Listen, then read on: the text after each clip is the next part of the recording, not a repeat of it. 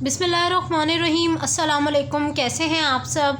उम्मीद करती हूँ आप सब बिल्कुल ठीक होंगे। आज की वीडियो क्लास 8 की न्यू ऑक्सफोर्ड सेकेंडरी साइंस पर है और आज की वीडियो में बच्चों मैं आपके साथ शेयर करने जा रही हूँ chapter number 10 electricity and magnetism. इसकी रीडिंग का पार्ट 1 आज की वीडियो में आपके साथ शेयर किया जाएगा। आप सब बच्चों ने वीडियो को एंड तक देखना है। वीडियो अच्छी लगे तो लाइक कीजिएगा, चैनल को सब्सक्राइब करना हरगिज़ मत भूलिए।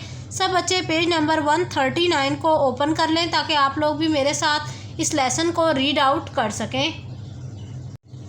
स्टार्ट करते हैं रीड आउट करना। Electromagnetism is the study of electromagnetic forces between electrically charged particle.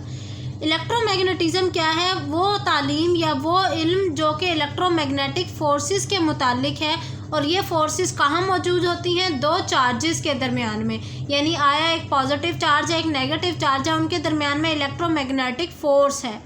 And electromagnetic field composed of electric field and magnetic field. और इसके अलावा इलेक्ट्रोमैग्नेटिज्म हमें तालीम देता है इलेक्ट्रोमैग्नेटिक फील्ड की। अब बच्चों, इलेक्ट्रोमैग्नेटिक फील्ड का मतलब यहाँ पर है कि इलेक्ट्रिक फील्ड और मैग्नेटिक फील्ड दोनों जो हैं उनमें उनके मुतालिक बताना कि उनकी वो किस तरह प्रोड्यूस होती हैं, उनमें क्या क्या प्रॉपर्टीज़ होती हैं, ये सारे इलेक्ट्रोमैग्नेटिज्म में हम पढ़ते हैं। Electromagnetism is an interesting combination in physics. Electromagnetism एक बहुत ज़बरदस्त किस्म का कॉम्बिनेशन है फिज़िक्स के अंदर। अब रीड आउट करना शुरू करते हैं हमारी मेन रीडिंग। स्टार्ट करते हैं। In 1820, Hans Christian Ørsted observed a surprising thing, that when he switched on a battery from which the electric current flowed through an electric wire, the needle of nearby compasses moved. 1820 के अंदर एक साइंसदान ने एक बहुत हैरान कुन चीज़ देखी कि जब वो बैटरी को ऑन करता है तो उसके रिज़ल्ट में क्या होता है? बिजली बनती है। और वो जो बिजली यानी इलेक्ट्रिक करंट जो बनता है तारों के अंदर, उन तारों के इर्द गिर्द कहीं अगर हम कंपस रख दें तो कंपस की जो नीडल्स हैं वो मूव करना शुरू हो जाती हैं। After this experience he concluded that the electric current flowing through a conductor produces a magnetic field.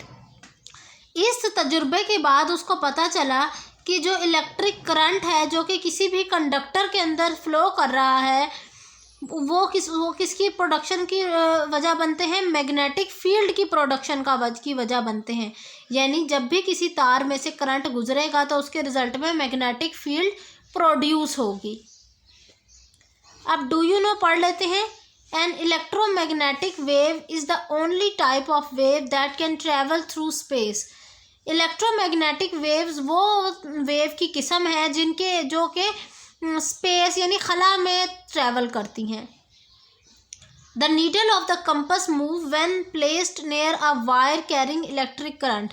अब देखें, ये तार ली इन्होंने और इसमें से इलेक्ट्रिक करंट गुजर रहा है। पास ही उन्होंने एक कंपस रख दिया और नोट किया कि जो कंपस के नॉर्थ और साउथ पोल हैं वो मूव करना शुरू हो गए हैं। Electricity and magnetism are closely related to each other. बिजली और मैग्नेट की जो प्रॉपर्टी है जिसे मैग्नेटिज्म कहा जाता है वो एक दूसरे से बहुत गहरा उनका ताल्लुक है। The electric current flowing through a conductor produces magnetic field around the wire. कोई भी इलेक्ट्रिसिटी जो कि एक तार के अंदर से तार के अंदर से किसी ऑब्जेक्ट के अंदर से भी गुजर रही है इलेक्ट्रिसिटी, उसके रिजल्ट में ना मैग्नेटिक फील्ड तो ज़रूर प्रोड्यूस होती है। ये बात इन्होंने सेंटेंस में बताई। The direction of magnetic field depends upon the direction of flow of current. अब जहन में सवाल ये आता है कि मैग्नेटिक फील्ड प्रोड्यूस तो हो रही है लेकिन वो किस डायरेक्शन में प्रोड्यूस हो रही है, किस सिमत में? तो जो मैग्नेटिक फील्ड की सिमत है वो डिपेंड करती है कि करंट किस डायरेक्शन में फ़्लो कर रहा है। Similarly a changing magnetic field produces N electric current in a conductor. इसी तरह अगर हम मैग्नेटिक फील्ड की वैल्यू को चेंज करते हैं तो उसके रिज़ल्ट में करंट प्रोड्यूस होता है किसमें? कंडक्टर में। और कंडक्टर क्या चीज़ है? वो तमाम चीज़ें जिनमें से बिजली गुजर सकती है। अब आ जाते हैं टॉपिक पर करंट के। Current is the flow of electric charges का बहना या फ्लो करना किसी भी कंडक्टर के अंदर से इलेक्ट्रिसिटी की प्रोडक्शन की वजह बनता है। Current flows from negative to the positive terminal in a circuit. किसी भी सर्किट के अंदर अगर करंट फ्लो हो रहा है तो वो नेगेटिव से पॉजिटिव साइड की तरफ मूव करता है। The SI unit for measuring electric current is ampere.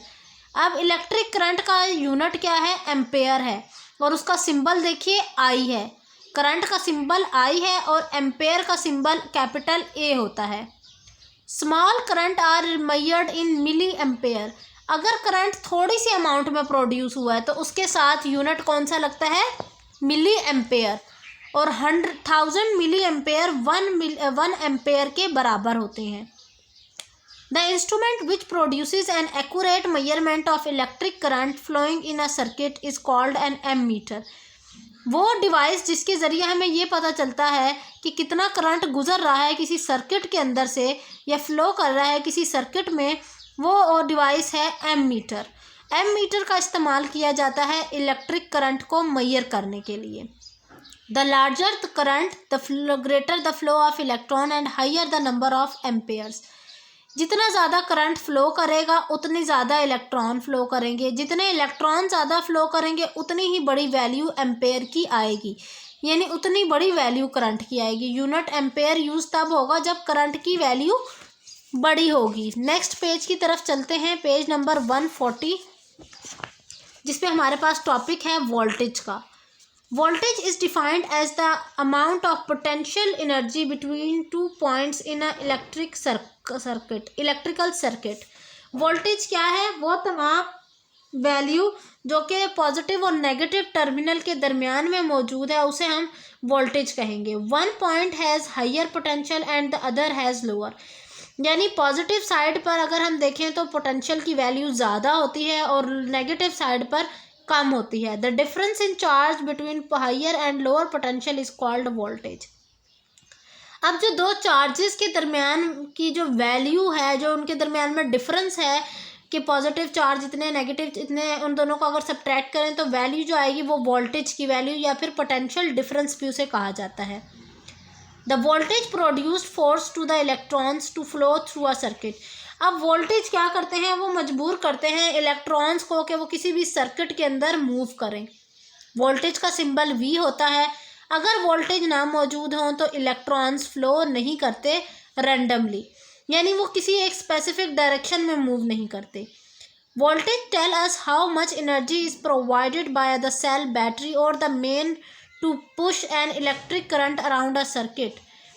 Voltage ही हमें ये बताता है कि कितनी एनर्जी चाहिए किसी बैटरी सेल को इलेक्ट्रॉन्स को मूव करवाने के लिए। वोल्टेज का यूनिट जो है वो वोल्ट होता है और इसको वोल्ट मीटर के ज़रिए मेजर किया जाता है। अगर हम एसआई यूनिट की बात करें तो जो वोल्टेज का एसआई यूनिट है वो वी है। कैपिटल वी से वोल्टेज को रिप्रेजेंट किया जाता है। ये जो आपको डिवाइस दिख रही है इसे हम वोल्ट मीटर कहते हैं। इस वोल्ट मीटर के ज़रिए हम वोल्टेजेस को मेजर करते हैं। ये थी बच्चों मेरी आज की वीडियो। इंशाल्लाह नेक्स्ट वीडियो में आपके साथ रेजिस्टेंस का टॉपिक डिस्कस करूंगी। तब तक के लिए मुझे इजाज़त दीजिए। अल्लाह हाफिज़।